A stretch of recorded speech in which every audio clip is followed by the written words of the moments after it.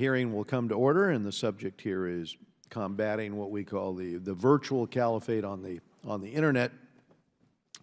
Unfortunately, there's an irony in the effort to combat ISIS recruitment online, and that's that the United States, which is the world's leader in technological innovation, is hardly in the game. To protect Americans at home and abroad, this has got to change. So great has been the explosion of slick and professional ISIS videos online that, as I indicated, a lot of people are referring to this as the virtual caliphate, because within seconds, ISIS can reach a global audience using popular social media sites, disseminating hateful propaganda, to recruit new fighters and to promote its extreme ideology. And more, the virtual caliphate is calling on its followers not necessarily to go to Syria or Iraq or Libya now, but to take up arms and attack where they are at home. The smallest action you do, in their words, the smallest action you do in their homeland is better and more enduring to us than what you would if you were with us. That's the refrain. That's the message being pounded into would-be jihadists. And it's a message that's being pounded into many Americans. And we know that terrorists consumed Islamist propaganda over the internet. The attacks in Brussels, San Bernardino, Orlando, Paris, those are tied to ISIS's online efforts based on the sites visited by those performing these terrorist attacks, undertaking these terrorist attacks. Indeed, ISIS's online dominance is just as critical to that organization as the large amounts of territory that it controls in Iraq or Syria or Libya or other training bases that they've set up. Unfortunately, the pace of the cyber bombs, as we sometimes call them, the counter battery work that we do, that we're dropping on ISIS's virtual sanctuary to take out these websites, is like our campaign on its physical territory. It is slow and it is inadequate to this task. And the State Department's effort to respond to extremist content online are woefully inadequate. Its Center for Strategic Counterterrorism Communications was designed to identify and respond to extremist content online.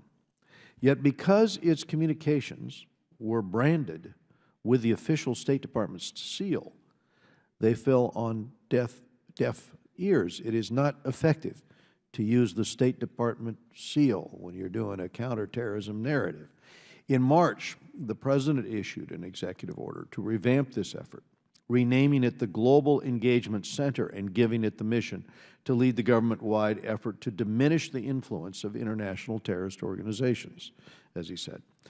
So the committee will soon hear from the administration how this effort differs from past efforts, but unfortunately, in public diplomacy, as we know, and this is pretty widely the view, our public diplomacy efforts on electronic media, on social media, have really been pretty much a bust, dysfunctional in the analysis of former State Department personnel who have taken a good long look at this.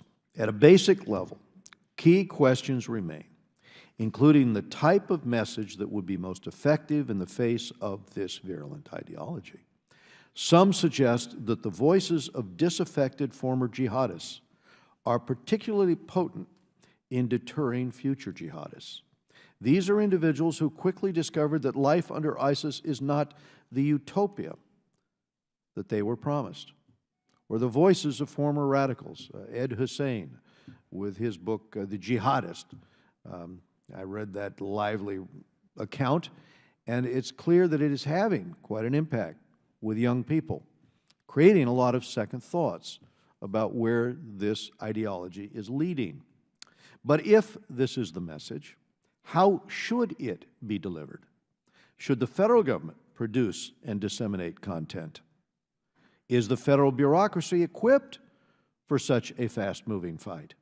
Does any association with the State Department mean that this message is dead on arrival, as we found with the, State Department indicia or the State Department title put out there as part of the narrative? A more effective approach could have the U.S. government issuing grants to outside groups to carry out this mission. This would have the advantage of allowing the U.S. government to set policy, but put those with the technical expertise and credible voice in the driver's seat here in delivering the message. After all, such separation and distance from the U.S. government have helped our democracy promotion programs through the National Endowment for Democracy work in areas of the globe where official U.S. support just isn't feasible. We also want to make use of emerging technologies that can automatically detect and remove extremist content online. I'm aware that the private sector is working quickly to develop these types of programs. And admittedly, all this isn't easy. If it was, we'd be much better positioned going forward. But if we don't come to grips with the virtual caliphate now, this long struggle against Islamist terrorism will extend even longer with great loss of life. So I now turn to our ranking member, Mr. Brad Sherman from California, for any statement he may have.